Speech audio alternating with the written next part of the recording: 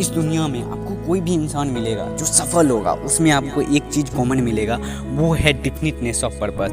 यानी कि उनका गोल, उनका लक्ष्य बिल्कुल क्लियर होता है। चाहे वो हेनरी फोर्ड हो, थॉमस अल्वा एडिसन हो, इलॉन मस्क हो, जीतन राम मांझी हो, और कोई भी इंसान ले लो, धीरूभाई अंबानी हो, कोई भी इंसान, उसमें आपको एक चीज़ कॉमन मिलेगा, वो है डेफिनेटनेस ऑफ पर्पस। यानी कि उनका गोल, उनका लक्ष्य बिल्कुल क्लियर होता है। जिस तरह से अर्जुन को सिर्फ मछली की आंख दिखाई देती है, वैसे ही उनका गोल एकदम क्लियर होता है।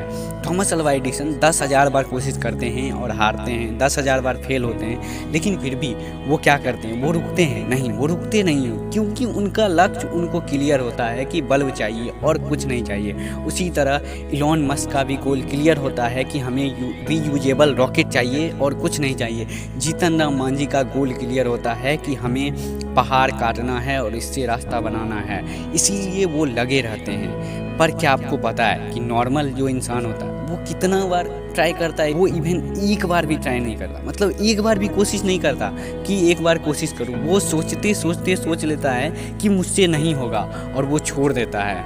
50% लोगों का ऐसा हाल है। मतलब जैसे मछली एक्वेरियम में रहती है ना, वो घूमते रहती है, उसका दिन गुजरते जाता है, उसे पता भी नहीं होता कि वो क्या कर रहा है, कहाँ जाना है। उसी तरह इस दुनिया के बहुत सारे लोगों की हालत है, बिल्कुल एक्वेरियम में रखी मछली की तरह। इवन नेचर भी रिस्पेक्ट करती है डेफिनेटनेस ऑफ पर्पस को। जैसे कि देख लो कि अगर आप गेहूं का बीज डालोगे तो उसमें से गेहूं ही उगेगा, ऐसा नहीं होगा कि उसमें से मक्का निकल गया, ऐसा नहीं होता है ना। तो नेचर भी रिस्पेक्ट करती है डेफिनेटनेस ऑफ पर्पस को। आपको भी पता होना चाहिए कि आपको क्या करना है। अगर आपको अब तक पता नहीं तो अभी पता करो कि आपको क्या करना है। आप अपने पर्पस लिखो। अगर आपका पर्पस आपको पता है कि आपको क्या करना है तो कमेंट बॉक्स में लिखो, और जब आप सफल होंगे तब कमेंट बॉक्स में आके पढ़ना यहाँ पर। दूसरा, बर्निंग डिजायर और डिजायर क्या होता है? बर्निंग डिजायर, सबसे पहले समझते हैं डिजायर क्या होता है। डिजायर जैसे कि कोई भी कार देखा आपने और आपके अंदर डिजायर हुआ कि मुझे ये कार चाहिए, लेकिन फिर क्या होगा कि धीरे धीरे आपका जो वो डिजायर है वो कम होते गया, तो इसको बोलते हैं डिजायर। जबकि जो बर्निंग डिजायर होता है, जैसे कि आपने बोला कि मुझे कार चाहिए या फिर ये मुझे बनना है, तो उसके बाद ऐसा नहीं होता कि वो मोटिवेशन कम होती जाती है, वो मोटिवेशन और बढ़ती जाती है।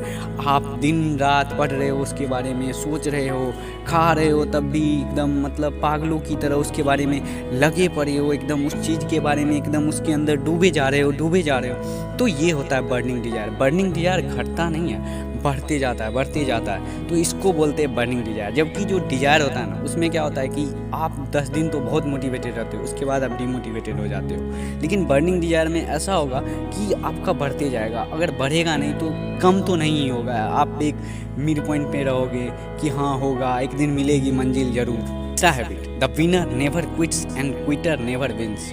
जब भी हम सोचते हैं इलॉन मस्क के बारे में, थॉमस अल्वा एडिसन के बारे में, हेनरी फोर्ड के बारे में, तो हमें क्या याद आता है? जब भी हम थॉमस अल्वा एडिसन के बारे में सोचते हैं तो हम क्या सोचते हैं कि उन्होंने 10,000 बार कोशिश किया लेकिन उन्होंने फिर भी हार नहीं मानी।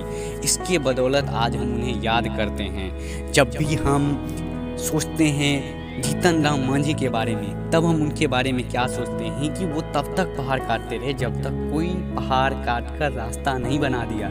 ऐसा नहीं कि पहाड़ काट रहे थे छोड़ दिया, ऐसा नहीं, वो तब तक लगे रहे जब तक कि रास्ता ना निकाल लिया।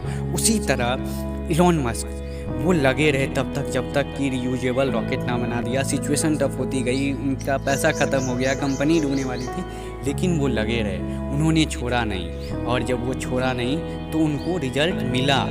तो यही होता है कि जो विनर होते हैं ना, वो कभी भी क्विट नहीं करते।